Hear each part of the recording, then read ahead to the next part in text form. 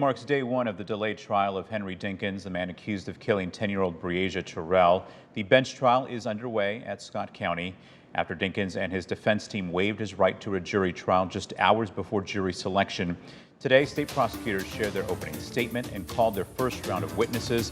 We go to News 8's Nina Burns, who is live outside the Scott County Courthouse. Nina, walk us through the opening statements today.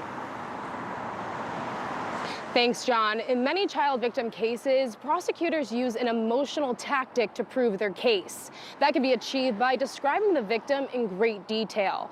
But this is not a jury they're trying to sway here. This is a bench trial, meaning ultimately it's the judge who decides Henry Dinkins' fate.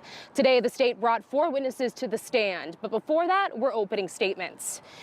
Lead prosecutor, state's attorney Kelly Cunningham's opening statement lasted over an hour, showing the state's main tactic in this trial is what they deem cold hard facts, starting with how Breasia-Terrell ended up under Henry Dinkins' supervision, down to the moment they found her remains, and the inconsistencies on his side.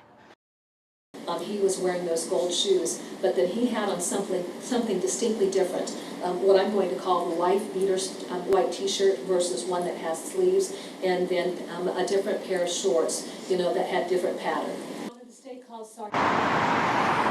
Now, opening statements are a way that the defense and the prosecution can say their sides of the story and kind of show the way that they're going to tackle this entire trial. But something interesting that happened today is that Henry Dinkins' defense team waived their right to an opening statement, meaning they didn't have one.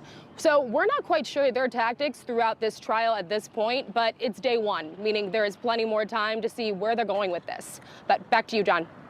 All right, thank you, Nina. And our coverage of the trial will continue during News 8 at 6. We are also